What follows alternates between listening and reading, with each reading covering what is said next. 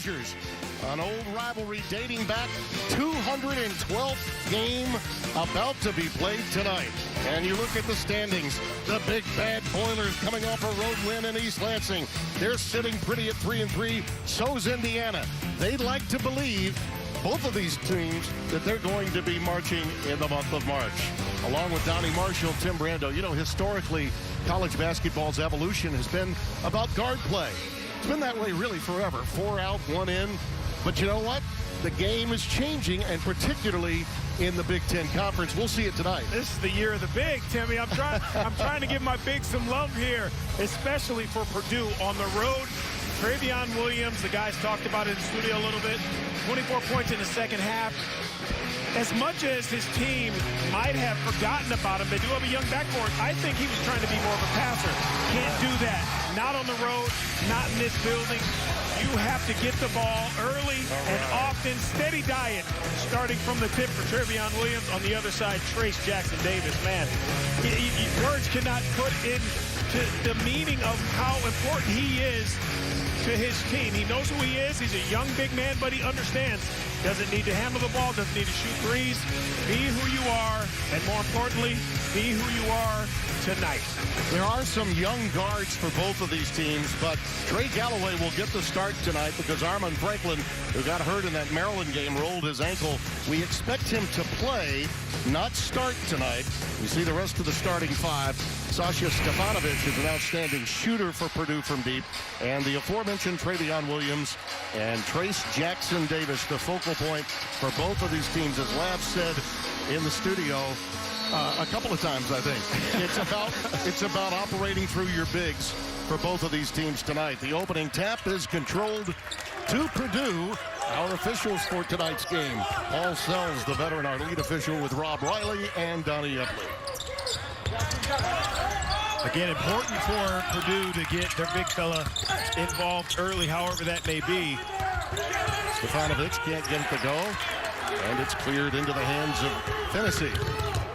End to end, he drops it off. Nice move, but Trey Galloway missed a chippy. That's probably the easiest look he's going to get tonight. Look, when you're playing against a physical team like Purdue, you have to take those opportunities in the open floor. It can't be come down, grind it out, because that's exactly what Purdue wants you to do. Ball was deflected by Race Thompson. Hoosiers get it back after the turnover. Rob Fennessy, young man from McCutcheon High in Lafayette, Indiana, giving it up. And it does not fall for Trace Jackson-Davis. Fought for, and a putback beautifully by Race Thompson, the redshirt junior out of Plymouth, Minnesota, knocking it down for the first bucket of the night. One of my favorite players in all of college basketball. I think he's one of those undervalued guys, but Indiana's going to need him tonight to win this game, no matter how well their star, Trace Jackson-Davis, plays. Wow, we didn't see a double there. And I think he was waiting on it. I think that's the way to play it. You don't, anytime you get consistent, you keep running the same double team at a player from the start, middle of the game, good players will respond to that. And Travion Williams doing a great job of waiting for it, didn't come, attack. Trace Jackson-Davis says, I'll take it right back into your chest and make it a 4-2 game. Well, you'll recall at East Lansing last week, Tom Izzo chose to play straight up, and then I think things changed once we got into the second half, and he became this man, of course. Travion Williams became much more active. And a quick foul inside, that'll go against Trey Galloway. A series history between these two, and it is noteworthy. Okay, what's happened of late. Archie Miller is looking for his first ever win against the rivals from West Lafayette. It's 7 in a row, and 10 of the last 11 in this rivalry. Stefanovic buries the tray. Something we didn't see against Michigan State. Getting hot early. Remember, they were 3 of 24 from three-point range. Purdue in that game. They won. But when you can knock down shots, it's obvious. It alleviates so much pressure for your big to have to go to work every single time down the floor. Does not fall from deep for Fennessy. But we'll get a recycle after the offensive rebound by Race Thompson. There's the dump down to Thompson. In traffic, gives it up to Trace Jackson-Davis. Oh, the iron kind to the big fella. And it's 6-5, and Trace Jackson Davis getting it done, his 4th point of the night. And he's going to get the credit for the bucket, but Race Thompson set that up. Kept it alive, won the offensive rebound, and then the nice little shovel pass a couple feet away for the easy finish when he had 2 guys running at him. This is like watching guards go at it. It's like, okay, I'll one up yours, right? They're going to get it to the big guy every time, and here's a putback from Mason Gillis, the 6'6" redshirt freshman from Newcastle, Indiana. Matt Painter, been around now for 16 years. We talk about consistency, second only to Tom Izzo in tenure in this conference. And Archie Miller, just 42 years of age, 4th season overall here at Indiana, looking to get his first win against the Boilermakers tonight. 2 very different personalities, aren't they? I mean, you got to respect them both, but they just, when they get the most out of their teams, but they couldn't be any more different, those guys. But one similarity, though, we learned is that they're big-time grill smokers. They like to smoke their meat. Yep. Which I've had conversations with Archie. He thinks he's a better smoker than Sean, his brother, at Arizona. So we'll have to, I don't know, there's a battle going on here. Brandon Newman with that tray. His first bucket. Yet another freshman for this Purdue team, which has struggled from the perimeter. Even struggled against Michigan State, but managed to win. You know, you go 3 for 24 from downtown on the road and still win in this league, and particularly at East Lansing. That says something about your ability to persevere. Nice move inside. Trace Jackson Davis too quick for Gillis there. He's got 6 of the Hoosiers' 8. What I love about him is that he takes a long jump shot, which Purdue will live with, doesn't hang his head, runs straight down to that right block, left block, excuse me, and finishes. A lot of young players tend to hang their head. Well, you got Newman going with Sasha. Each of them now have hit 3 balls, and the Boilermakers come out warm from downtown. Last year, this game in West Lafayette, Lav was with me for it in February. As a matter of fact, it was my birthday. It was just a slugfest. Both teams really struggled. Both teams warming up early in this one, though. Here's Trace Jackson Davis getting everything he wants inside right now. It's interesting. He kind of just hangs out and says, okay, when you guys get done fiddling with the ball, I'll be down here ready to score. Just do it within the shot clock time. But he just kind of hangs, never gives up on the play, moves really well without the ball, and shows up.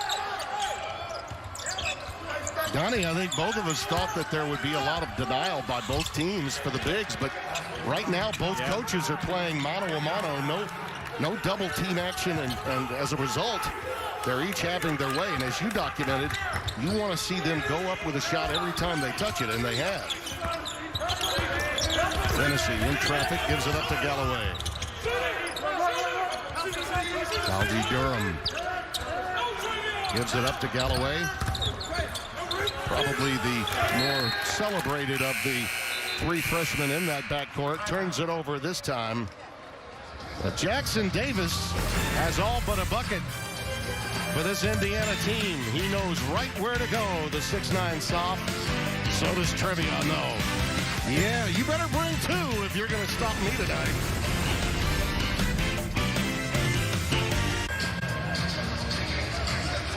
You talked earlier about the importance of Race Thompson. Understanding his role, the ball movement here was absolutely outstanding. I don't know if I'm more excited to use the telestrator or be working with you, but there's Race Thompson on the block. Just keep an eye on him. Draws 2.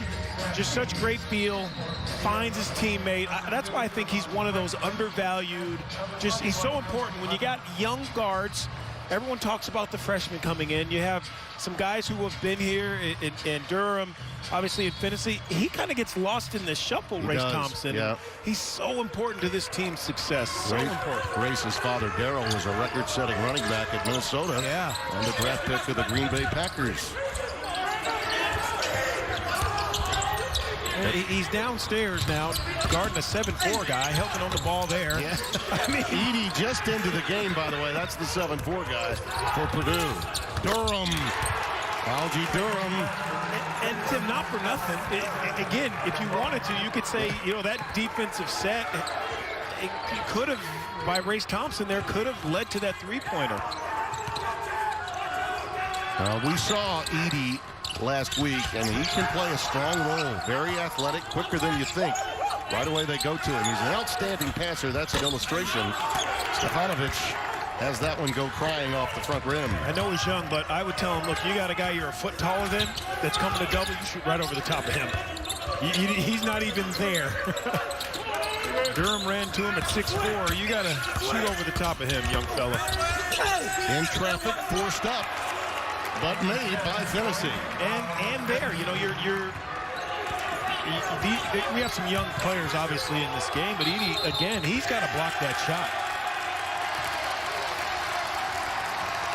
Foul off the ball, spotted inside. And take a look at Rob Finney. Nice little hesitation, keeps the dribble alive. He's amongst giants down there and just does a terrific job. I mean, even Aaron Wheeler's 6'9", and he goes right up into his chest and scores. It's toughness you need. Indiana has 6 layups already. You know that's not something Matt Painter likes to see. That foul, by the way, was on Newman off the ball, his first. The ball movement has been good, but they've not yet doubled at any point in time Trace Jackson Davis, and they've paid a price for it as a result. Geronimo is coming to the game for him out of the timeout, so he's getting a brief blow for the moment for Archie Miller. Love Jordan Geronimo, live wire. Oh, there's Edey on the offensive glass. They're going to wave it off. Looks like they may get him with a... Indiana will get that foul prior to the shot. Well, I thought that was pretty clean. I think they got the root out, though, on Finney. He picks up that foul. So Purdue will control the basket. First foul on Rob Finney. I think Edey would have loved a no call. He had a nice putback. Yeah. Aaron Wheeler giving it up to Ivey. Jaden Ivey hit 3 straight when he came in off the bench and lit up Michigan State when he joined the fray. There's Stefanovic with his 3rd triple. It's 18-15 Boilermakers. There's Jackson Davis back on the deck. A little quick, but a little different look when you got someone 7'4" behind you. And if to use that body a little bit, go into his chest, take his legs out from under him. For Indiana, that's exactly what they wanted to do. They want to disrupt defensively, their on-ball work. This is Big Ten basketball. You're at home. You got to take care of home. It's the under 8 timeout. We'll be back. Live on Fox and the Fox Sports app. Can't wait to see both of those games. Jared Goff had to come into the game with a bad hand last week and managed to pull it off for the Rams against your Seahawks. And now they get to play Green Bay in the cold. Sasha Stefanovic will trigger it in. Inside to Ivey. Count it. And a foul. It's just too easy and really unacceptable for Indiana. I mean, they take pride in just being disruptive and trying to make the ball go the other way. That's too easy out of a timeout. But again, you know, we talk about the freshman. That one was Christian Lander, just late catching up for Indiana. Those plays, as we saw against Purdue in the Michigan State game, those plays can really cost you. They really can. And you've got Anthony Leal also out there, another freshman, just onto the floor. And Armand Franklin, we're happy to report, is out there. And Archie had indicated to us today when we spoke to him on Zoom that would be the case. This is Leal bringing it up, the freshman from right here in Bloomington. I thought it was interesting. He said he talked to Franklin and asked him, you know, how do you feel? He's like, I'm not 100%. I told Archie I haven't been 100% since 91. Yeah. Franklin right away, just in and just in.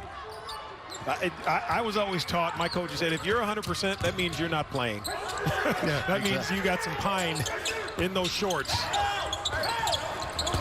Davion Williams again waiting for a double. There's a late reach in and a foul that comes with it by Franklin as he reached in, so he'll pick up his first since coming into the game. This is big. You're talking about a guy averages about 13 points a game. I mean, he shoots it from 50.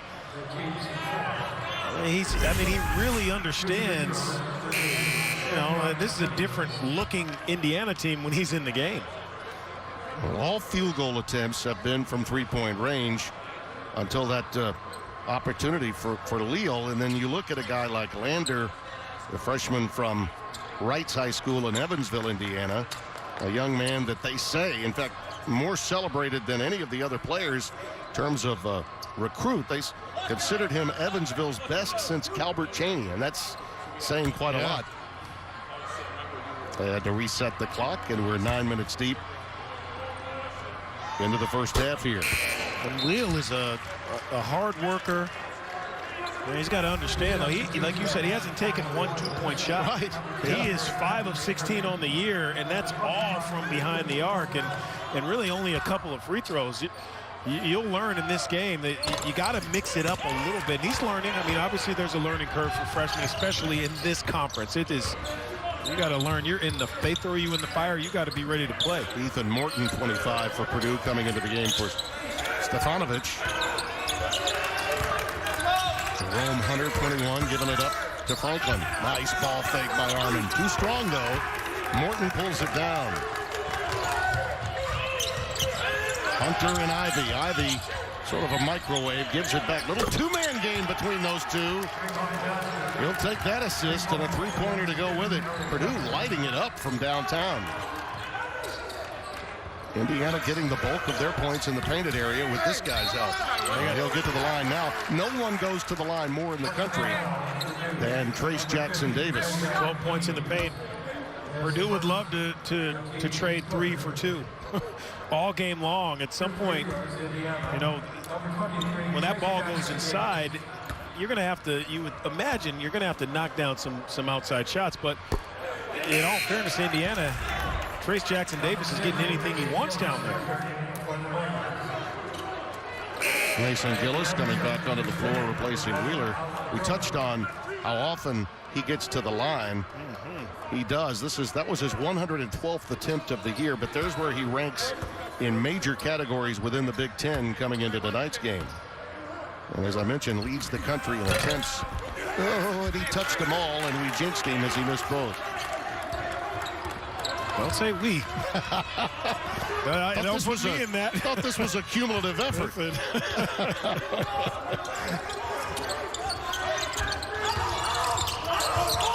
the pop out. Gillis trying to get double teamed that time on the pass. But Williams with those great hands. He's got big mitts, Donnie, but he's got soft hands. And more importantly, I think, than that, is the long arms. Look, you out-jump 2 guys. What can you do? He's strong. He's got long arms, and you're right, those hands are so good. This part of the game, though, Timmy, this will catch up with you. This is where he's got to continue to be better. I thought he got better, though, at Michigan State. I really did. His misses were close misses. Even the one at the line late in the game was a little strong. It wasn't short. He was 8 of 12 at the free throw line, which is much better than his percentage. He came in at 47% for that game at the free throw line. I think you become a better free throw shooter also, as we saw in the Michigan State game, when you make free throws that you have to make down the stretch. You throw out the percentage, and you can tell a lot from what a guy has, if he's okay, where he is mentally, if he's making shots when the game is on the line. It's a good stroke, as we said last week. That one was, again, off the heel. It's a little strong, but he did improve his free throw shooting percentage from 47 to 52% after last week. That's 2 on Jackson Davis, so he has to sit. Indiana will have to find some scoring elsewhere and probably lean on Durham and others in their perimeter. And this is where that three-point line becomes very important. Not just making them from there, but creating some space by getting guys open on the perimeter. Lander, way too strong. Morton clears it.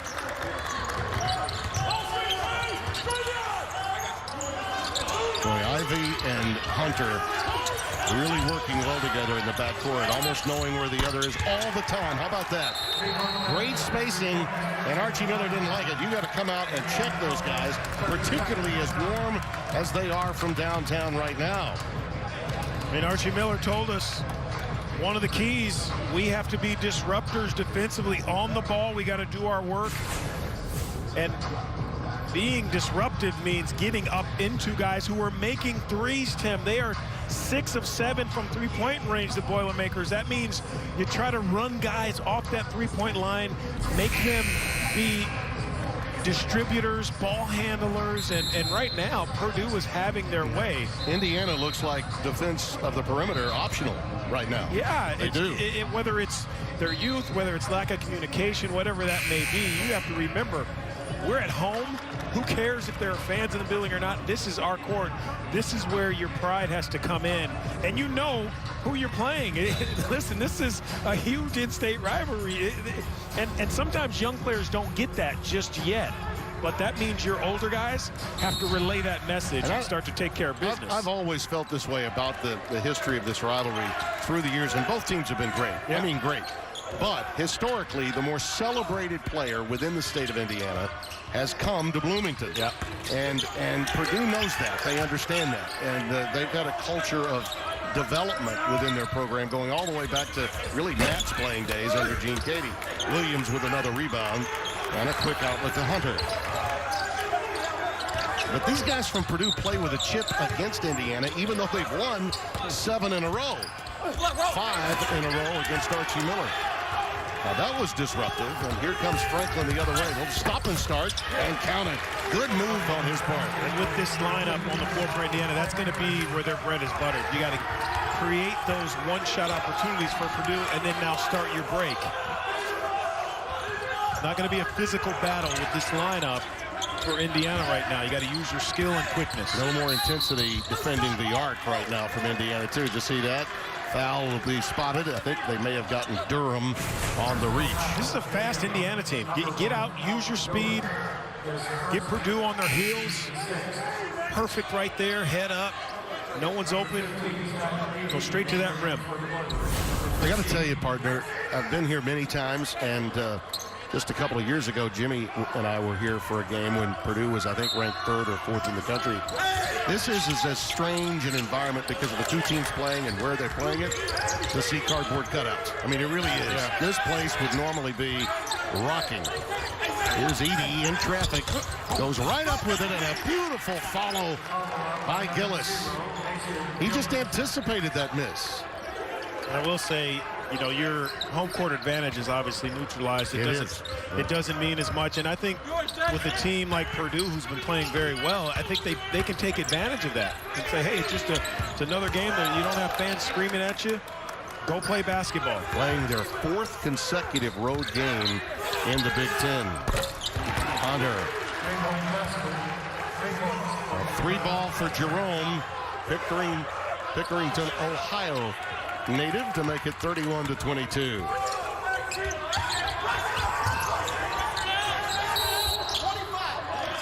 Foul spotted off the ball, and we've got a timeout with 7.5 remaining in the first 20. Sometimes you just got to anticipate, right, Donnie?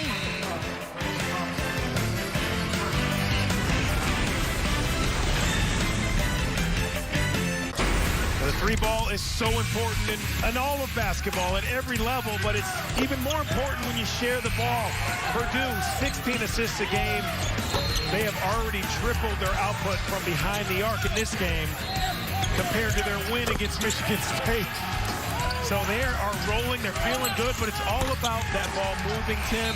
You know, I know when we talk about the 3-ball, yes, it's 3 points, but not only does it add an extra point on the board for you, it creates those open lanes. Now downstairs, when you want to throw it to Williams, he has less to deal with because they have to respect the arc. Look at that number in comparison to this time a week ago, 3 of 24 from downtown.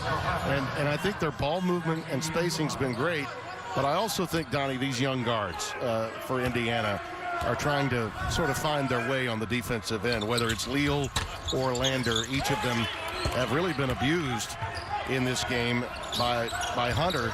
and Brandon Newman in concert with Hunter. I'm with you. There are different schemes, but these kids have guarded the three-point line their entire life. Yeah. You know, so they know how to do it, but you're right. Sometimes you don't know if it's your help, if it's the next guy's help. Sometimes you got to play off of that, just that instinct. Helps to have a guy like Finney on the floor. That's a new steal, maybe a deflection. Let's see. I think they may take a look at it.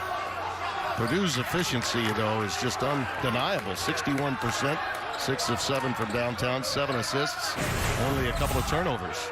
I thought this one was deflected. It was. Right off of Jerome Hunter. But they get it. They had to get it up. Yeah, seconds on the shot clock. But you're right. Finney is huge for them to pull their young guys along. But also Al Durham, just as important to kind of grab those young people and say, hey, this is where you have to be. You can't talk enough to young guards. And again, without Trace Jackson-Davis saddled with the 2 quick fouls, they can't run the offense through him. There's Stefanovic off that curl action. And another dime dropped in the backcourt. This one by Brandon Newman. You know, you'd like to see, if you're Indiana, when that guy comes off, in that case it was Stefanovic, just give him a little bump, just a little nudge, maybe even step in his way to again, disrupt defensively. Durham. Pulled down by Eric Hunter. Look at the big fella run. Boy, Gillis getting down there in a hurry. And there's Edey, too, as his pocket pick, though. Durham on the other end. Purdue gets back defensively in a hurry. And a 3-ball off the heel. And rebounded on the seat of his pants was Brandon Newman. Well aware he had to give it up, and he did to Eric Hunter.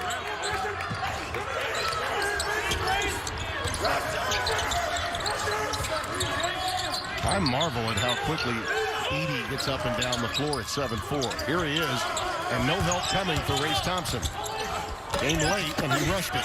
Well, he's physically strong. I mean, even though you'd never think that you would say that Race Thompson is a little guy at 6'8", 230, but he's using that physicality in his lower body to get Edey off the block. And Stefanovic will be called for that hand check. Yeah, they're searching right now, Indiana, with Jackson-Davis on the bench, and Archie Miller understands that. He's seen enough. It's almost like the young guys, they want to run their stuff, but they can't when they can't trigger in that post pass to number 23 in the cream and crimson.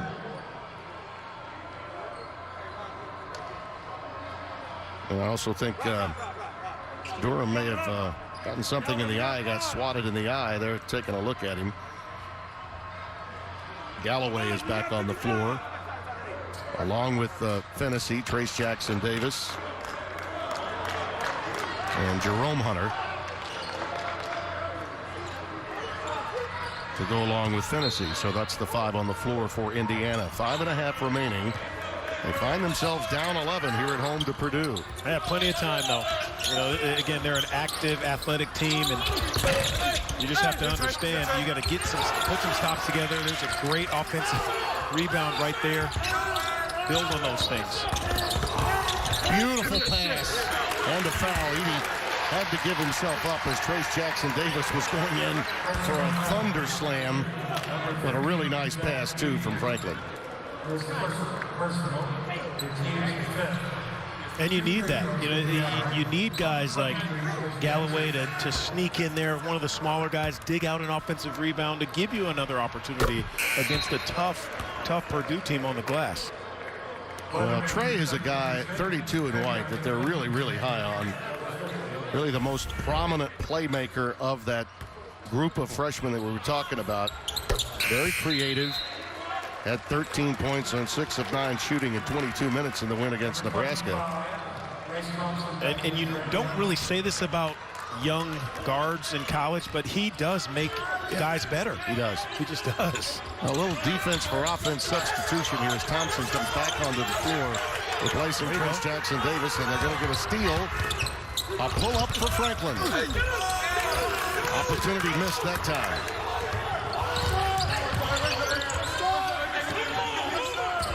Newman working on Galloway.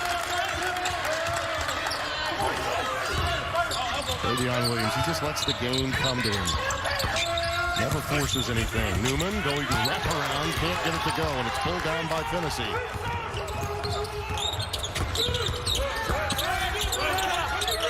In the corner, Franklin is wide open. Well, you got to believe that, given the circumstances that he's faced, just getting whipped back into game shape is something that he's working on as we speak. Another near turnover. Thompson trying to save it. Look at that. Race Thompson just keeping it alive to himself. Such a smart player. Galloway counted and a foul.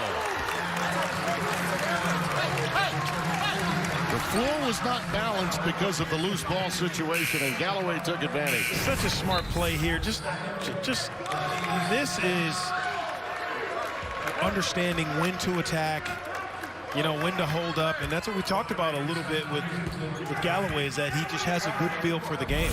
Second foul on Newman. Trey gets the old-fashioned three-point play to make it a 6-point game. Just under 4 remaining here in the opening half. Tim Brando, Donnie Marshall on FS1. Happy to have you with us for action in the deepest and best conference in basketball, the mighty Big Ten.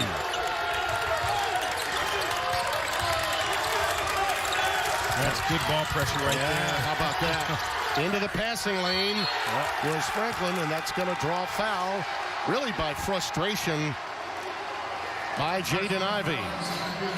And the big fella will talk to him, take over. That's leadership. That's what Matt wants to see more of from him as well.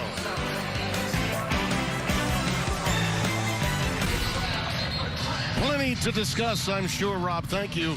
Here is a 6-point game, and suddenly the Boilers have gone cold, but so has Indiana's defense picked up. Out of that timeout, down double digits, it was pretty clear that Archie Miller got the attention of his backcourt. Yeah, the beauty of having some older guys that are in your backcourt versus your younger guys is that you figure it out. PDQ is what we'd call it. It's pretty damn quick.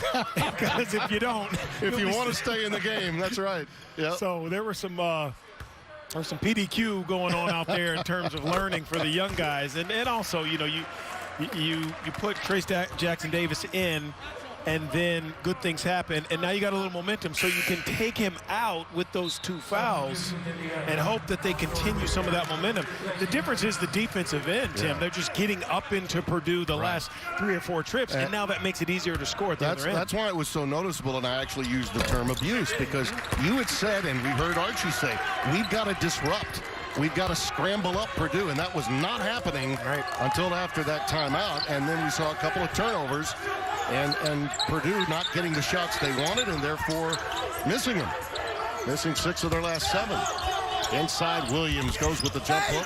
Can't get it. Look at him just stay on top of it, and it's ripped away by Jerome Hunter. Quick outlet to Franklin. And a bump and a foul. I think Sasha afterwards got another bump in there on Race Thompson. Might have gotten a double foul. Yeah, double tech. Which, I don't know that I like the double tech. I'm with you. I just think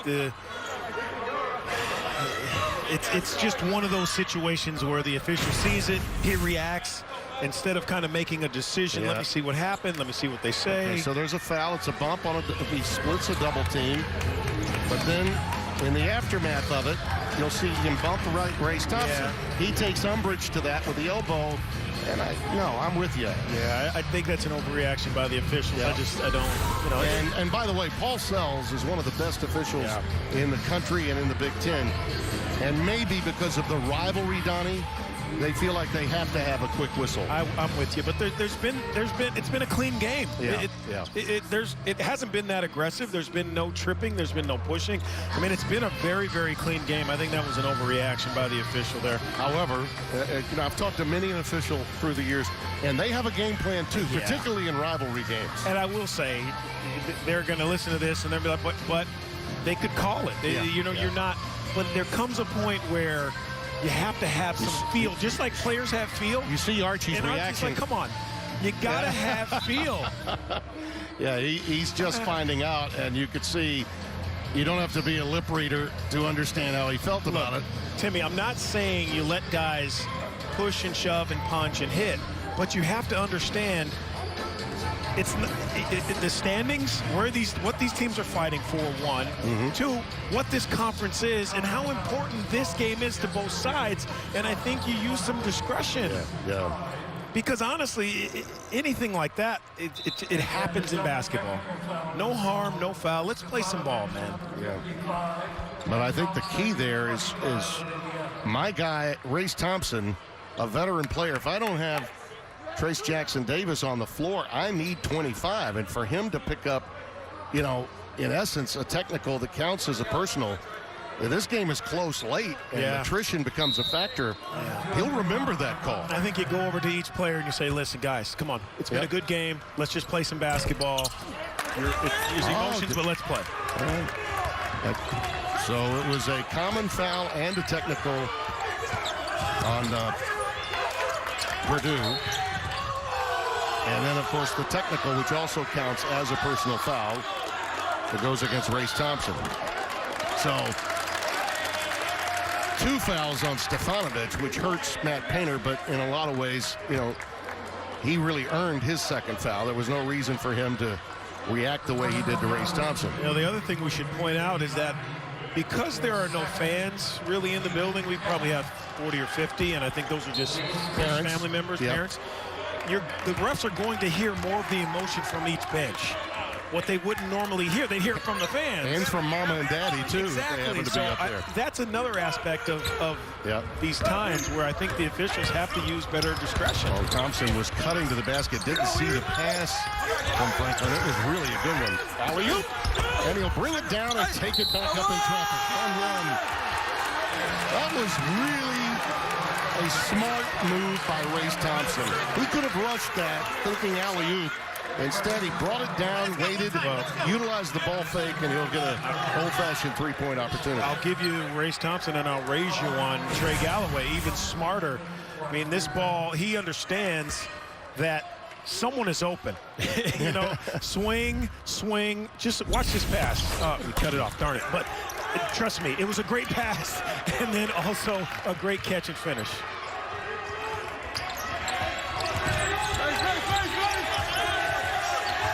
Newman with a little dribble handoff from Hunter. Travion Williams again just playing his game. Little pick and roll action coming here, and a foul against Al Durham. But I don't mind it. Again, they're more aggressive.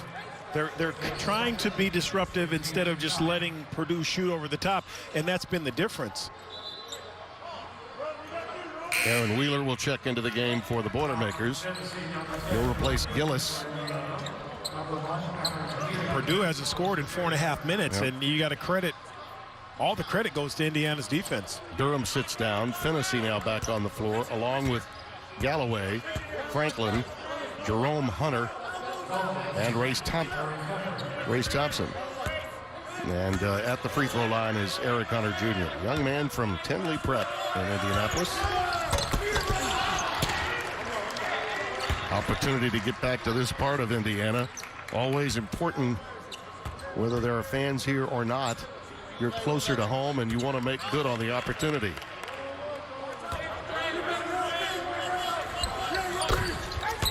Knocks them down, and the Boilers lead by 4.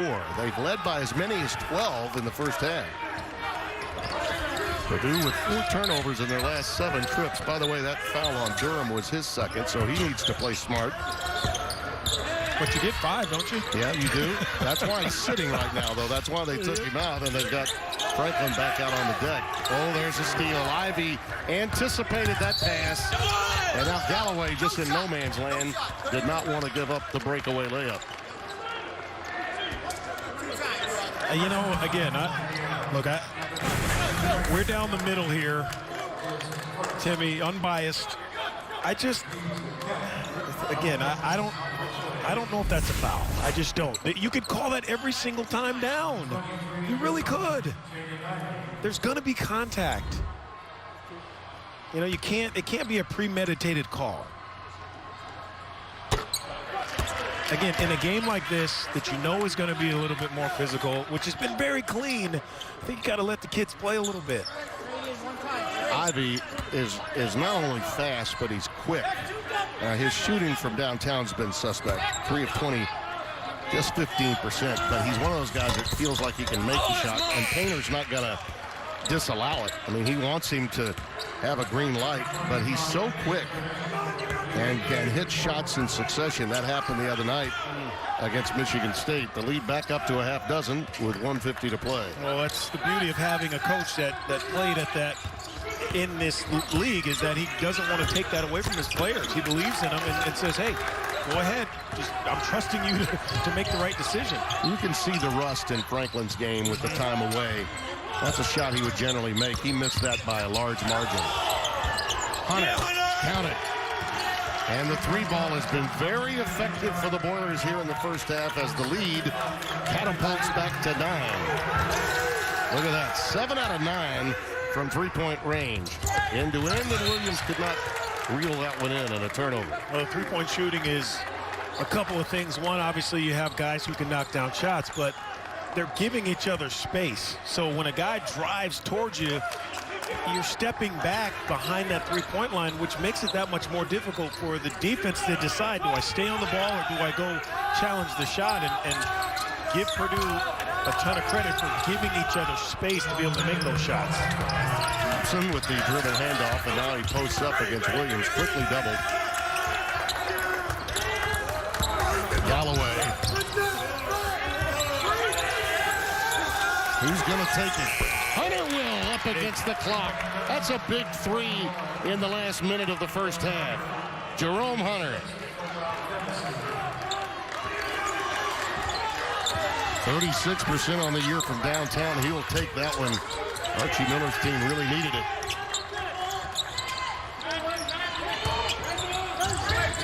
Ivy working pick and roll with Travion Williams, and another loose ball.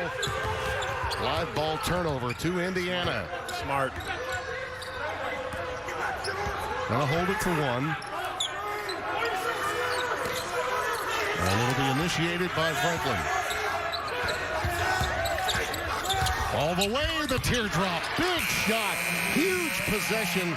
And that turnover will prove to be a catalyst, perhaps, for Indiana in the second half. There were times when they had been schooled, and yet they find themselves only down by 2 possessions through one. Stay tuned after the break. We'll check in with Rob Stone and Steve Lavin in our FS1 College Hoops studio.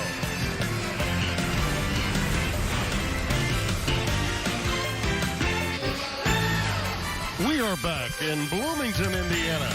The Hoosiers with a late rally close to within 4 after trailing at one point by a dozen. Tim Brando back again with Donnie Marshall. And Donnie, you know, these two teams struggled to get to 50 when they played in February of last year at Mackey. Completely different game.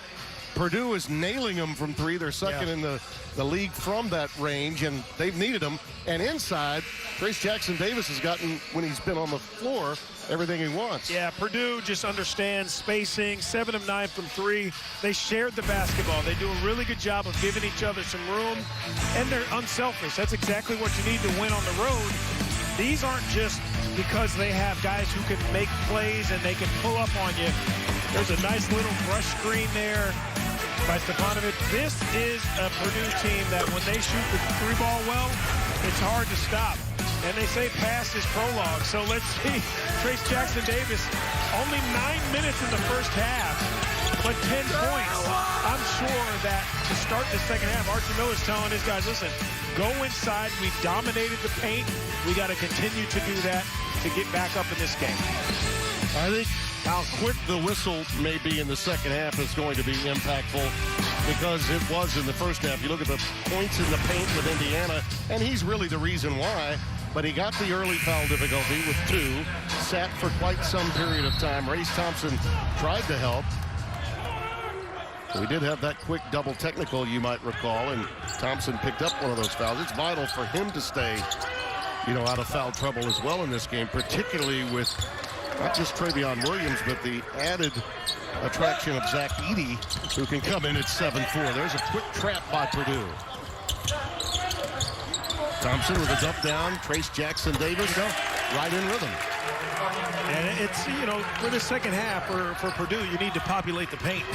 You got to either double or you have to run guys to fake at Jackson Davis to make him at least think the help is coming. And for Indiana, run guys off that three-point line. Now, that was really the difference in the first half.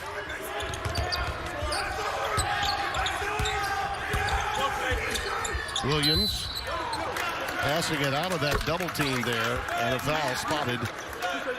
And it will go against Indiana. Right idea. Trey Galloway. Yeah, right idea. You want to jab, you want to fake, and then right when he starts to make a move, that's when you go try to get the ball, but you got to do it without fouling. But that is how you want to play Williams if you're not going to double him as soon as he catches the ball. Make him think a little bit.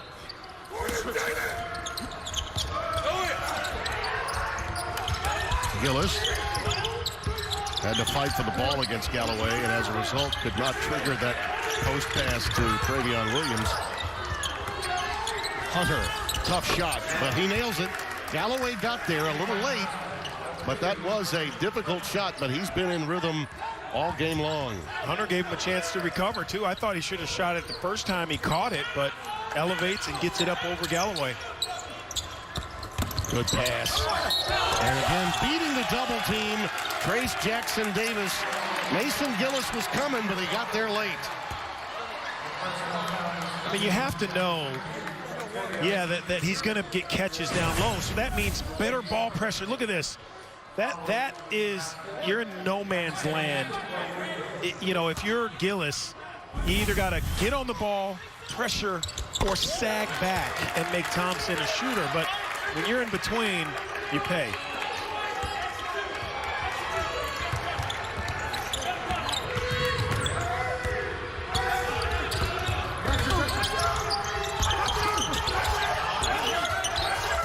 Travion Williams working on Thompson. And the late double, that's a block. Yeah. They're going to count the basket, though. They're going to say it was on a downward flight, so goaltending is the call. Count the basket for Travion Williams. Look, I don't know what he was waiting for. Look where he catches it. I don't know why he needs all the shimmy and the shake and all that. Just go. You're 3 feet. You got great position.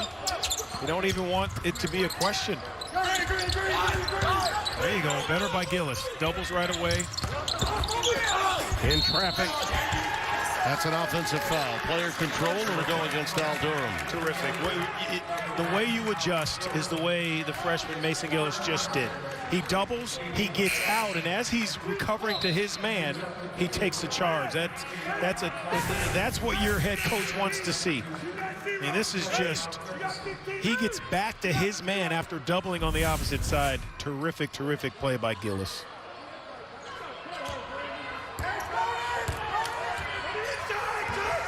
Just over 2 minutes gone by here in the second half. Boilermakers by 4.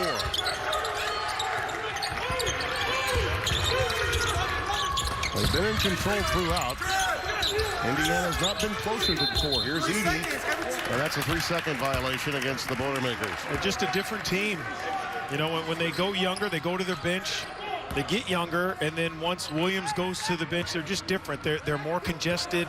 It's a little bit tighter.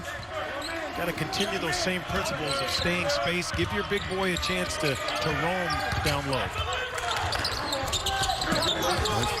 Turnovers don't really hurt you if they're not live ball turnovers. That's going to be a foul. Gillis reached in. They're going to tag the Edey instead. Well, those turnovers don't hurt you if they're not live ball and you get a stop. But if you turn it over and you foul, that kills you. I mean, that's the only problem, with that is you're playing against a good Indiana team and a great coach in Archie Miller who, might not be live ball, but we're going to make you pay. And it's a tough matchup for Edey down there against Jackson Davis. That's a hard one to deal with. He was held to just 15 points in that game at Purdue in February of last year. It was really a grind, that game. Completely different from the way this one has gone. Both teams have had their moments offensively. Indiana's inside. Edey can't get the roll. Thompson controls the rebound. The Boilers had to score from inside as well because they struggled with their perimeter shot a year ago when they last met. That's a triple team. Oh, that's the way you keep it alive. My guy, Thompson, he's everywhere. He is. He's just an unsung hero. You know, if you haven't watched a lot of Big Ten basketball, shame on you, first of all. But this is just, he's not a household name, and he should be. I mean, he just does the little things, something that won't be in the box score. Well, he's 5th in the Big Ten in blocks, coming in 1.6 average per game. You know, his improvement through his time from your freshman, sophomore to junior year has been impressive, and he's a complement. That's the thing. He's a complementary player in the post that helps Trace Jackson-Davis, and he's a good passer and enables Trace Jackson-Davis to get a lot of quality looks at the bucket. Works his tail off. It's a 2-point game, close as Indiana has been really since the outset. That foul, by the way, was on Gillis, his second.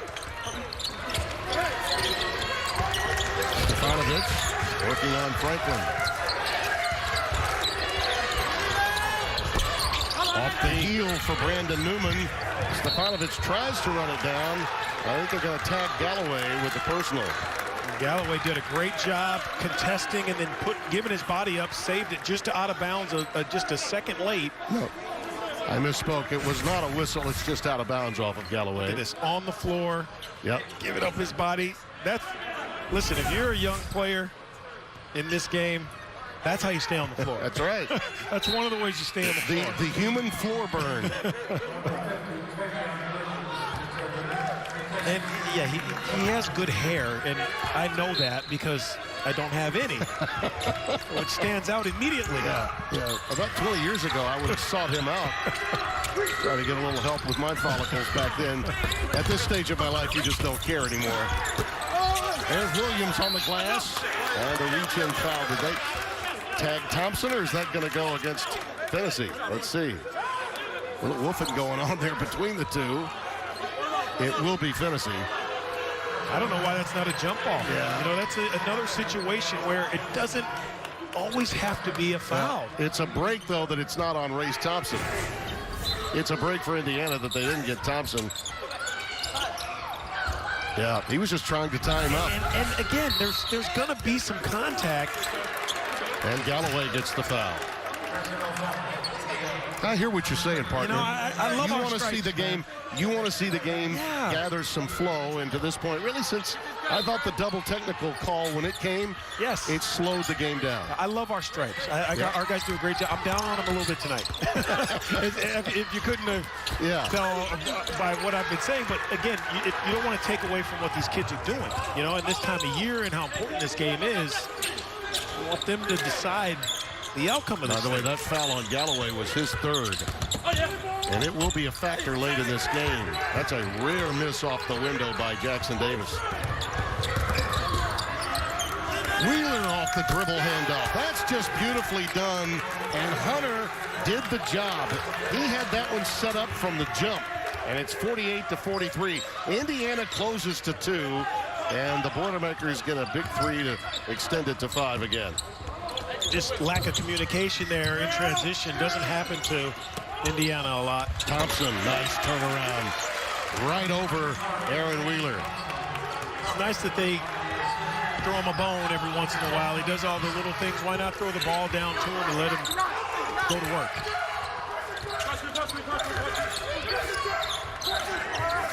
Williams. And they've really done a nice job of keeping him from dominating this game, and I give Thompson a lot of credit. He's disrupted some of his game on the low post. How about this little dribble handoff from Wheeler to Thompson? Take a look at this. I love it. Moving without the ball. Space. Knock it down. 3 ball.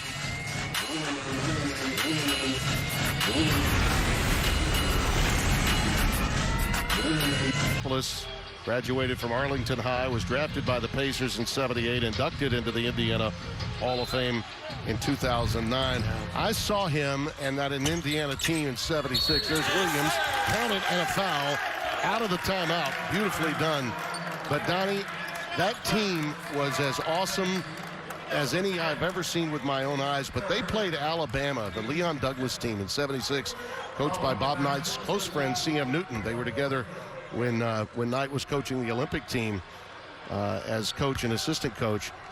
And that was as close as Indiana came to losing. And it was in the Sweet 16. It was played actually in my home state. It was played in Baton Rouge, Louisiana. But you think of Kent Benson and Quinn Buckner. Scott May. Oh, what a team. Tom Abernathy. Yeah. I mean, come on. They go on and on about that club. And 33-1 in 2 seasons. I mean, 63-1 in 2 seasons. Come on. Yeah, you know, Bob, God bless him, would still tell you the '75 team was better than the '76. Yeah. You know, the general was never satisfied. Yeah. It'll go the other way. Finney getting that foul, his third. I'm telling you, Donnie, attrition is going to be an issue late in this game. Purdue still up by 5, but potential foul difficulty, because we've had a quick whistle tonight, is there for both teams. And you hate that. You know, you just hate it because it's, you know, it's part of the game. I don't want to continue to take away from what the kids are doing in this game. They're playing their tails off. You just hope that we get down to the game and guys are going to be able to stay on the floor. But look, you gotta play clean. You can't push and shove, and you gotta make shots. Pick and roll and pop out to Trace Jackson Davis. He shied away from taking it right at Williams, but a nice idea to give it up to Finney. Yeah, this young man can do so much. Talk about understanding his role, averaging 8 points coming in. You know what to expect from Finney, and when you got a young team, and Archie Miller does, you really need his presence out there. Wheeler off the heel, and it's pulled down by Franklin. Quick outlet to Galloway.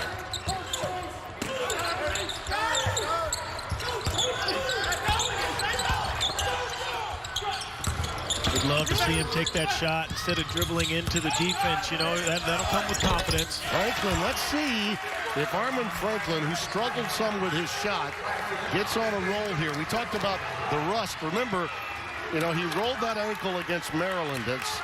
He said, you know, I'm not 100% as you mentioned, but he did do some contact drills yesterday, and maybe he'll warm things up in the second half. He looks good in layup lines and warm-ups.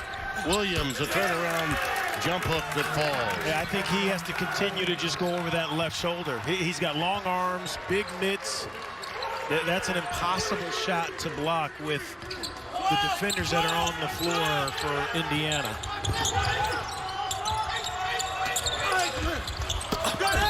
Franklin has 10 points. There's a foul inside as Thompson got it, and the pinch came on the low block. Aaron Wheeler will get the foul. Impossible to stop this. That's a great little fake to the right and come back with the jump hook over that left shoulder. It's just such an impossible shot to stop. That's just the 14th foul on Purdue, the first on Wheeler. 20 on the shot clock as the Hoosiers trigger it in. Race Thompson goes to the bench.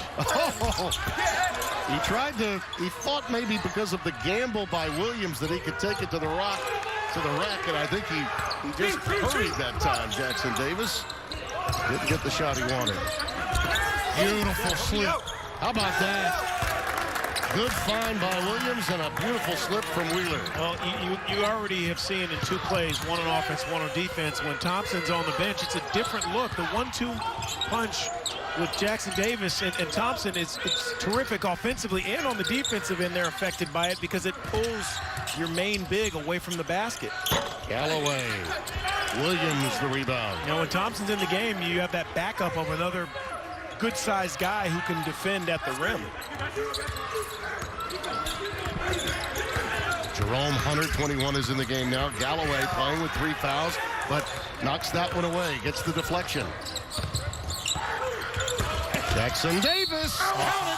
Wheeler not able to handle him.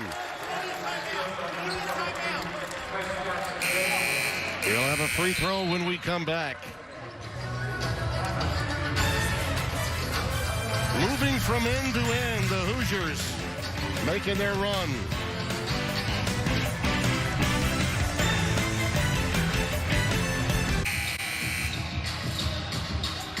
Welcome back to Assembly Hall. Purdue Boilermakers hanging on to a 3-point lead in a game that the paint has been very important for both teams here. Terrific job recognizing that there's only one big in the game for Indiana. Purdue attacks it. The curl, no one helping on the backside. Wheeler with a beautiful curl to the basket for the layup. And at the other end, Trace Jackson-Davis. Terrific read because he understands if I hold it, the double team will come. Yeah. There's no help. Rip it through. Give myself a chance for a 3-point play. 7 of 12 from the floor, 4 out of 7 at the line for Trace Jackson-Davis. Can't get that one to go. Purdue has been challenged. That lead that was up to 12 is whittled down to 1, but they have answered every Indiana challenge and not allowed the Hoosiers to get a lead. And there's a foul inside as Gillis was trying to come away with it. That one will go against Jerome Hunter. You know, I think about normally, Donnie, in a normal set of circumstances, you've been down the whole game, you're playing at home. This place would be rocking as they're trying to get their first ever lead in the game since it was 2-0. There's Ethan Morton, look at that. Out of Butler, Pennsylvania. Scored his first college points, going 1 of 3 and had 6 assists against Oakland back in the day, getting some quality minutes out of him. Look, anytime you get a 3-pointer from a guy shooting 16%, he'll take it on the road. Franklin, you can really begin to see that Armand Franklin is coming around. A sophomore from Cathedral High in Indianapolis. There's a pop out by Gillis, being checked by Hunter. Purdue running their stuff much better with Williams out of the game. Their spacing is good. That's the hardest thing to do when your stud goes to the bench to continue that continuity. And they're doing it. You know, they just have to now pay it off. But the spacing's good. Guys are setting screens. And even though he hasn't scored a lot of points, I marvel at how Edey seems comfortable out there. The 7'4" freshman from Toronto. He's only been playing basketball for 3 years. Thought he was going to be the tallest pitcher in the major leagues. Great hockey player, soccer. Can you imagine him in goal, by the way? Man. Paul Sells spots a foul off the inbounds pass. That goes against Anthony Leal. And you can see that Archie is growing weary of that quick whistle. I'm with him, as you know. and I really believe that this style of play, the herky-jerky stoppages, it benefits Purdue. Yeah. You know, it gives them a chance now. Do we have a lane violation here? It gives them a chance to rest their big guy. It also helps them. They want to be physical. They're okay playing that way, that herky-jerky style. Well, this is bonus points. Leal gets a foul. Gillis misses the shot. And now Travion Williams will get back onto the floor to replace Zach Edey. And it's a little thing, Tim, but if there's no violation called there, they're going the other way, and Williams is still on the bench. But now you allow 2 more free throws for Purdue, and now Williams comes back. And these little things matter in a close game like this for Archie Miller and his team. Purdue now is in the bonus. That was the 7th team foul against the Hoosiers.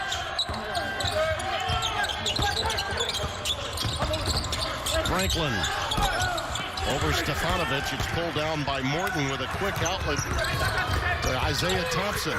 Also the challenge for Franklin is the balance between getting yourself back but understanding that you got to get Jackson-Davis involved and keep him involved. I know you want to score and help your team, but that big boy's got to touch the ball downstairs. Thompson Going with a bit of a no-look pass to Gillis, but Gillis stopped running towards the basket. He gets it back and puts it in. Well, he'll just stay with it, won't he? The jump hook is just so valuable for Williams. And the lead extends back to 8. 61-53. 9.5 remaining here at Assembly Hall.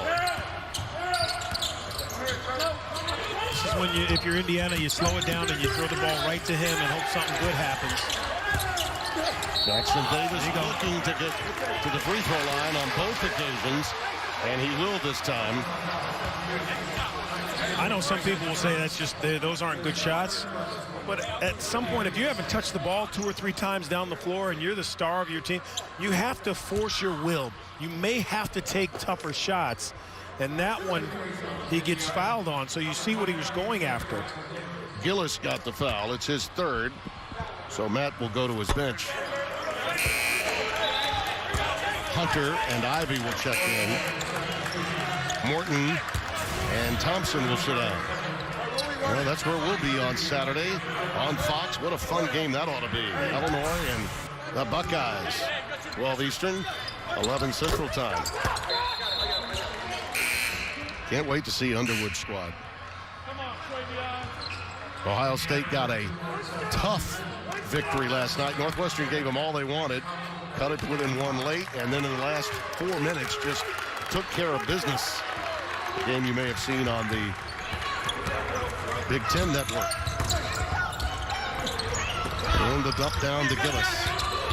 Well, Stefanovic was there, he just didn't see him.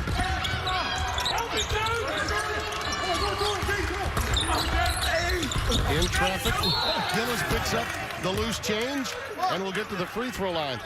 I was wondering about Ivy's decision-making there, but he got bailed out by Gillis. Your big guy is giving you a target. He's pushing his defender up the lane. Hit the hand. I mean, there's really no place to go. Gillis just happened to be there. Finney with the foul, his 4th. So here we go. We're going to start showing you pretty soon graphics of guys with 4 and 3, and we still got a long way to go here. Just under 9 minutes remaining in this game. Did you feel like we would be at this number, 61-54, with that much time remaining with these two, the way they normally play defense? Listen, the paint and the 3-ball. That's just, no resistance either way in the first half. True. I mentioned the game last year in February, 57-49, and Indiana made an unbelievable comeback to get it that close late. It was one of those root canal games. There you see the foul difficulty. Finney the first with 4 for Indiana. He's got some company at 3.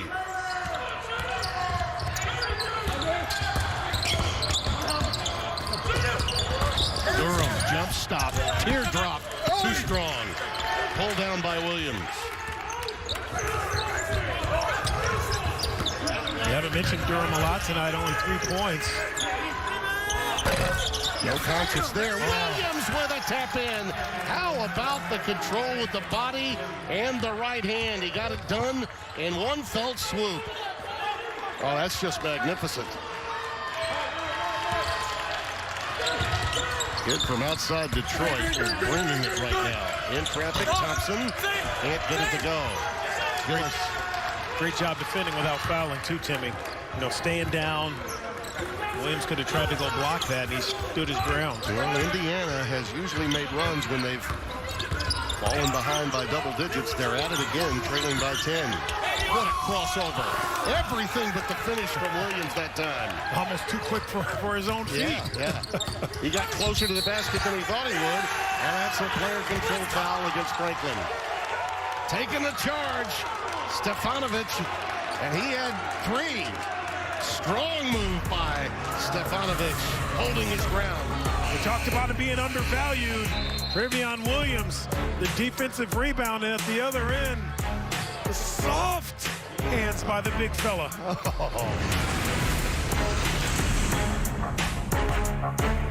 If you look at our Big Ten standings, and right now, by the way, our Mike DeCourcy, our bracketologist, has us around 10 getting in. It was 11 2 weeks ago, 9 last week. And the league is just so very good. Northwestern's dropped 4 in a row, but they've been competitive. They beat Ohio State by 1 at home. They dropped the one last night. I mean, there's just no easy out in this league. 64-54. Tim Brando, Donnie Marshall here at Assembly Hall. I like what Archie Miller said to us earlier today was when I asked him if this league was better than last year. He said, you know what, I don't even think about it anymore. It's just, it's almost impossible to fathom looking even one game past who you're playing. You know, he said last year was every single game. This year, kind of the same thing. Jackson Davis short-armed that one a little bit. Pulled down by Eric Hunter. He and Ivy have worked well together in the backcourt as a tandem when they've been out there. And here they are again. Ivy, he's a slasher, loves to drive and draw. And Paul Sells will spot a foul. And it'll go against the big guy. Trevion picks up the foul.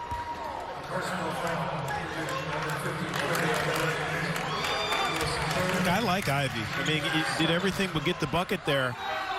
And you talked about it earlier. Matt Painter's telling him, listen, shoot, stay aggressive. Yeah. You want to continue to give your young guys confidence. Well, he's got a little, if his defense gets better, and it's already pretty good, but if his defense gets better, he's got a little Latrell Sprewell in his game. Remember that name from the past? Mm-hmm, of course. As a slasher, and Latrell did not develop a shot until he got to the next level. He was on a team that had a lot of shooters. He was more of a slasher and driver. Thompson is right on his average for the year. Gets 1 out of 2, and it's a 9-point game.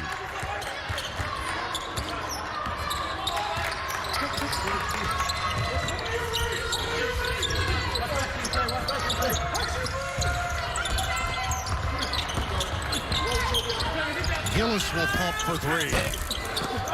Pulled down by Franklin.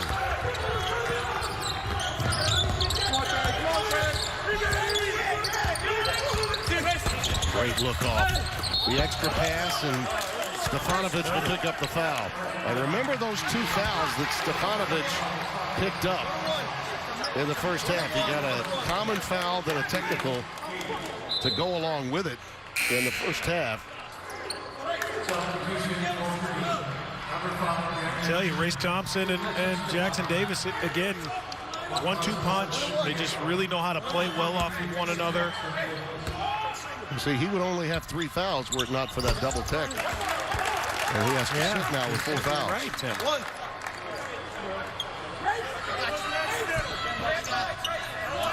Don't get me started. Right? We already talked about this off air.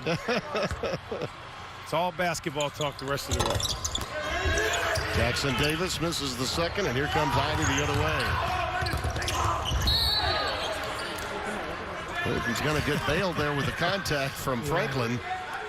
And really, he's relentless, though, isn't he? No place to go. No, he was but he's relentless. Aggressive. Yeah. Yeah, and that's what it's hard to teach. Both of them, I think, hit one another's knee, and they're both a little gimpy.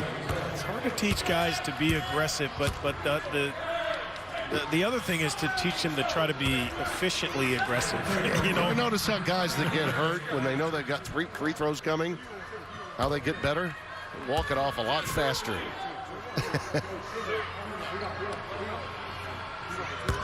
Not a particularly good free throw shooter, right around 50%. Well, you just bang knees, so maybe that's the reason why he missed that. Ivy from La Lemure Prep. Highly thought of. Home South Bend, Indiana. He gets 1 out of the 2. 65-56. These last 6 minutes now for Indiana. Efficient on the offensive end. Good looks. High percentage shots. Indiana has missed 10 free throws. There's another deflection by Gillis, and it leads to a foul. And if it's on Trace Jackson Davis, it is Davis. Jackson Davis gets it. And so that means he's got 3 with just under 6 to play. And we talk about feel. Listen, it's no one's fault. But when you see Race Thompson is in trouble on that post, Armaan Franklin has to come to the corner. He has to be an outlet pass. You can't keep running backwards when there's a defender between you and your teammate who's in trouble. Let him see you. Show up in the corner. Now he makes the play. Now you can run a play. You don't lose your possession. Brandon Newman at the free throw line has been in double figures 7 times. They're the first freshman since Caleb Swanigan back in 2015 and 16 to start a season opener for Matt Painter. The lead is back up to 11. Danger zone here for Indiana. Yeah, but plenty of time. You don't need to panic. Throw that ball inside. Continue to run your stuff, but be sharp. Wouldn't hurt if he made a bucket or so for you. Again, just not Durham's night. Yeah, it hasn't been. You're right. And Archie needed him to play well against these guards of Purdue. And the turnover. Williams was thinking properly, but may have forced that one a little bit. His teammate wasn't in sync with him. And he and Gillis are talking about who's at fault there. Again, you know, I get it. He's a terrific passer. Yeah, he is. But you got to pass it to a teammate, not throw it to him. There's a difference. He knows. Archie Miller gets that timeout with 5:22 remaining. An 11-point lead for the Boilers.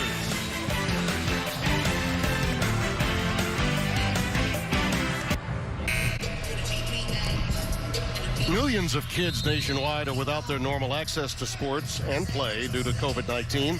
That's why Fox Sports and Good Sports are restoring play for kids and the programs that serve them through donations of brand new sports equipment. Text PLAY to the number on your screen to help keep kids in the game. And folks at home that normally would be here, trust me, we miss you too. Probably stuck there going, gosh, I'm having to hear Brando and Marshall. We'd love to have you with the pom-poms, screaming as you would be to hope that Indiana could make a run here against the Boilermakers. Again, reminder that this is now 7 in a row. It could be 8 in a row for Purdue against Indiana if they win tonight.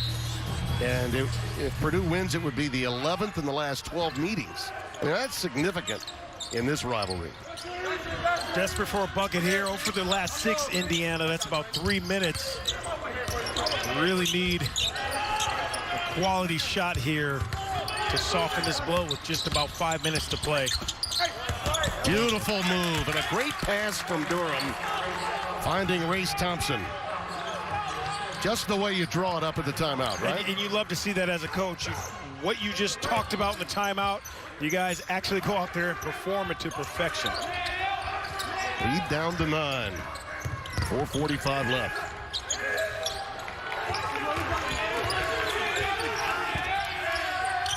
Thompson checking Williams. No help coming. He'll just take it. Why not? It's in his arsenal. No question about that. 69-58. The story of this game, Purdue shooting 63% from downtown. Indiana 52% from the free throw line.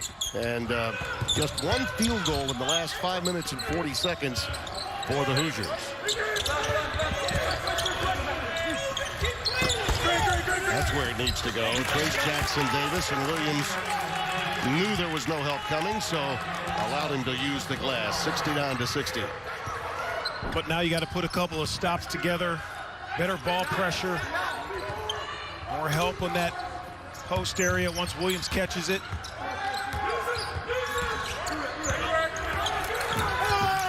Ivy off the bounce.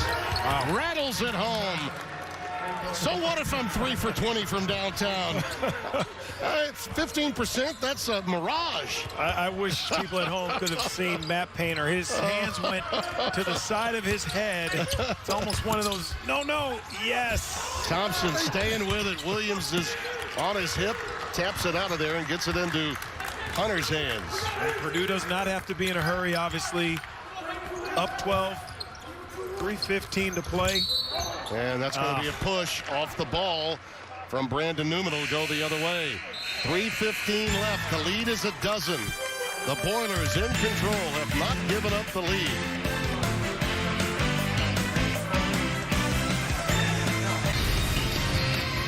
Boy, we look forward to that, Rob. Thank you. 72-60 our score. Time now for the drive of the game, sponsored by Hyundai. Sometimes with a drive, you need to pass. It happens on occasion. Trayvon Williams is an excellent post passer. And Wheeler slashing to the basket, one of the easier ones tonight for Purdue. And a reminder to our hardcore college hoop fans out there, as you look at our game summary, I mean, the free throw shooting problem is rearing its ugly head for Indiana tonight. But how about the three-point shooting for Purdue? 11 of 17, 65%, on pace for their best three-point shooting night in 5 years. Strong baseline blast there by Armaan Franklin. And I'm not terrific in math, even though I enjoyed it, but I would say that's 45, 46% of Purdue's points have come from that three-point line. Franklin's gotten warm in the second half. He's up to 14 points. Gotta go. Beautiful takeaway. Galloway being checked by Ivy. Good job defensively retreating back. Would love to see that advance with the pass, but there was nothing there for Galloway. Jackson Davis goes mano-a-mano, uses the window pane. Not a lot of extra movement for him. He knows how to get to a spot.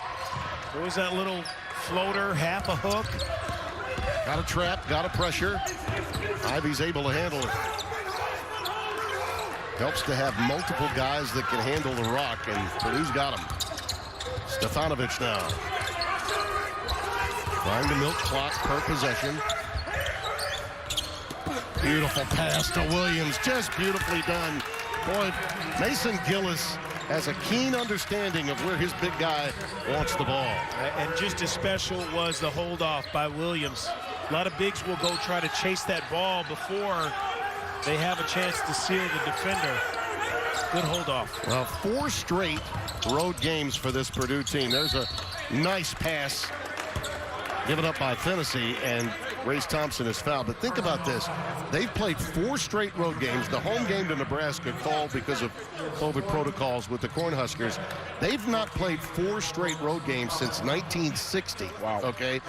We talked about it last week. When they won that game at East Lansing, Donnie, we talked about that. That could be a seminal moment in their season. And I think you've seen that confidence from that performance carry over into tonight's. Where you turn the corner. Again, you know, these are, say what you want. It's a different atmosphere here. We know that without the fans. It's a different atmosphere at Michigan State without fans. But a road win is a road win. Yeah, and that was a steal. That was a flat, come from 17 points down steal. And it happened off a deflection. They had the tie ball, and really essentially 5 unanswered points to close the game to win it. And it was a side out of bounds, which is tough to do. But the key here is that Trayvon Williams was the last option and really wasn't supposed to catch that ball there. He actually ran because he saw a teammate was in trouble. Aaron Henry had a chance to win it, but the fact that Trayvon Williams recognized that my teammate's in trouble, I need to go get this ball, the wherewithal, the soft floater, huge play. It was actually underneath the hoop, but they had a side out of bounds play prior to that, Donnie, where a dangerous pass was thrown. Everybody in the building at Michigan State knew he was going to get it. He was triple teamed, and his hands were so good, he managed to get the ball and get fouled. He made the first, missed the second, then on the scramble, they were able to get a tie ball, and Purdue had the alternating possession. Look at those numbers. I mean, it's amazing. It's amazing. Still, I think just one of those guys that's underrated. Nationally, I agree. He really is. Yep. The Big Ten, they respect him. They know him. But you're right. Around the country, really underrated. Galloway gets the offensive rebound, keeps it alive. Franklin wants to pump it again. Just can't get it to go. And a foul. Stefanovic, that's going to be number 5 on him. So that'll get Thompson to the free throw line. It stops the clock, and it's a 9-point game. But IU has struggled so mightily at the free throw line. Indiana in the second half had 6 two-shot free throws. In none of those trips to the line did they go 2 for 2. Think about that. In none of them. You know, they shoot under 70% from the line. It's one of those things that you really have to address, and the only thing you can do is stay in the gym and shoot them. You know, just you got to stay on the line, and they're one of the easiest things to practice as well.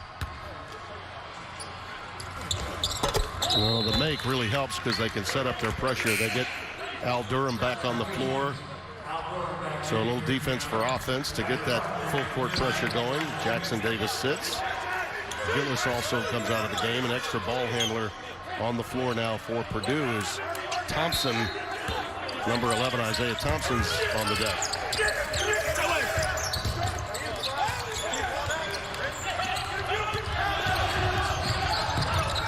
Got a foul, and they do. Franklin will pick it up.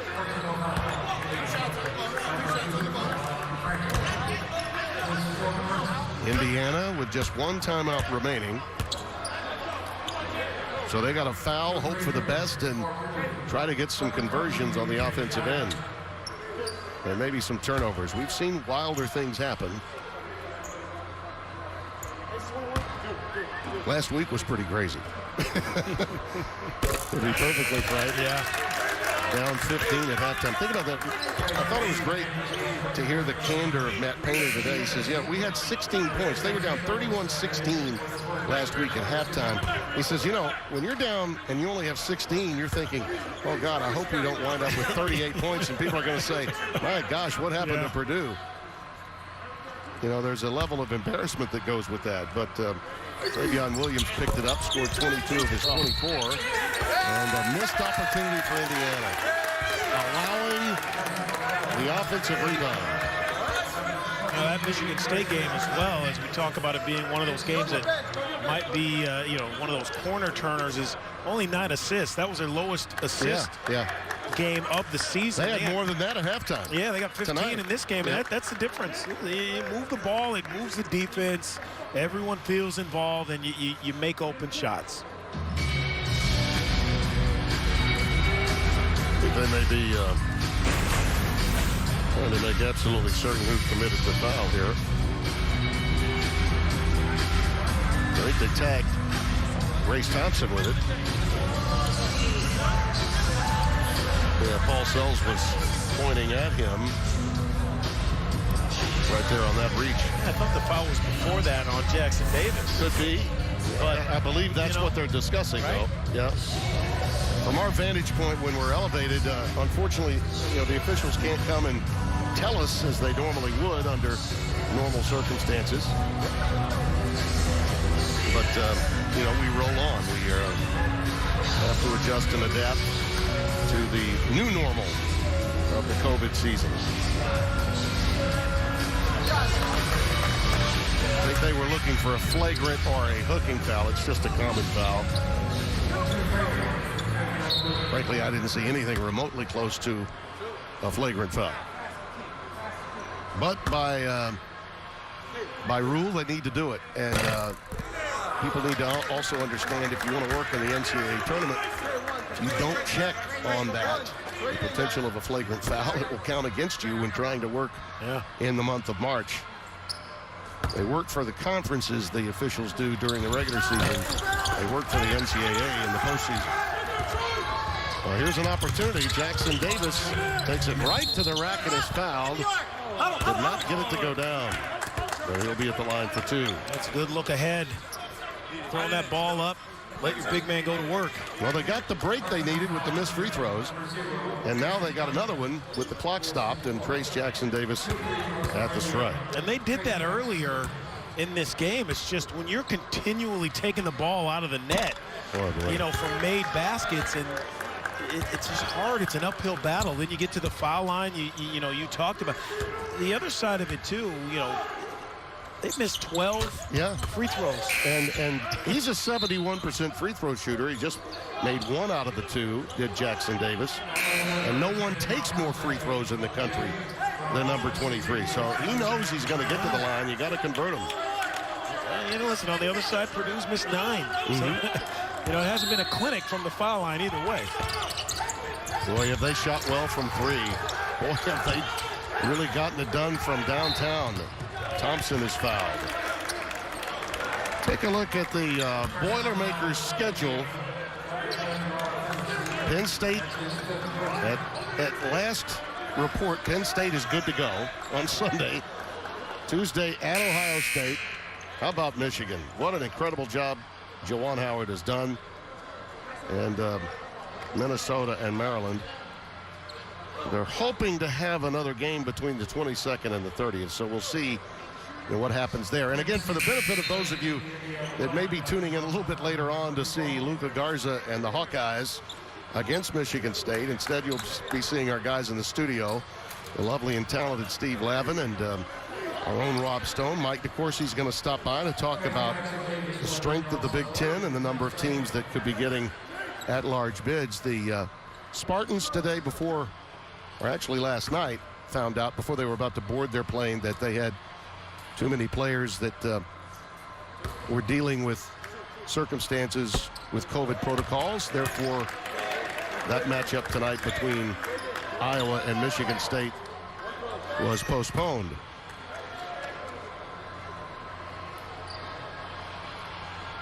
And Indiana, by the way, the Hoosiers were planning to play Michigan State on the weekend.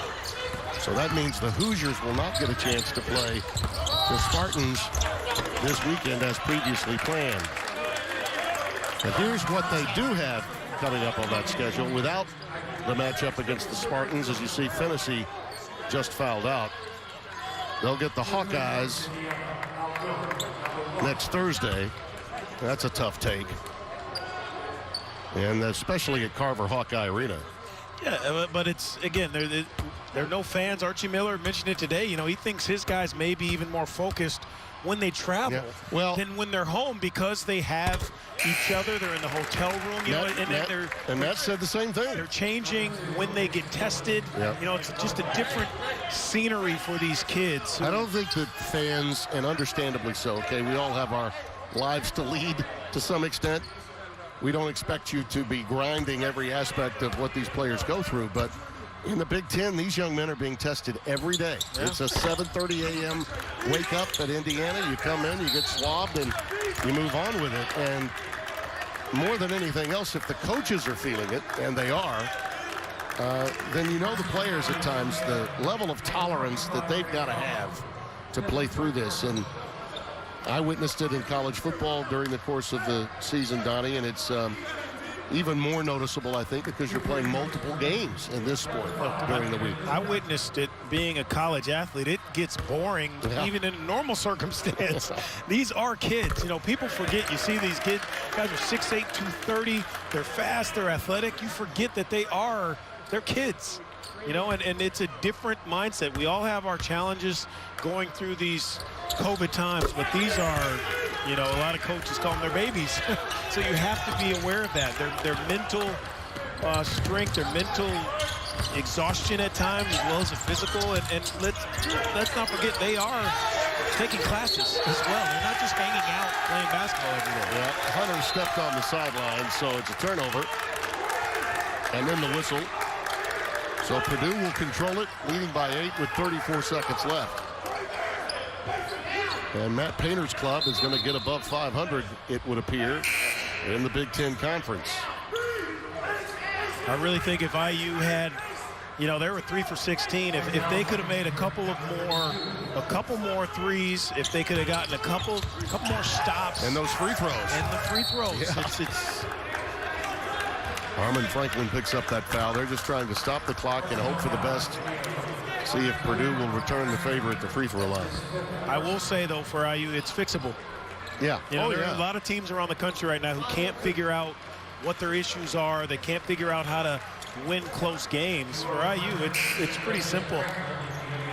Pretty simple. All due respect to, you know, the work that Mike DeCourcy does and every other guy out there trying to figure out the teams in the NCAA tournament this early in the season. But for these coaches and especially the players, they're just trying to get the rhythm and the chemistry of their teams at this stage. And, you know, the numeral that's next to their university's name is of no consequence to them right now. It may be to some fans and to many of us in the media, but, you know, this is mid-January. Long way to go. Yeah.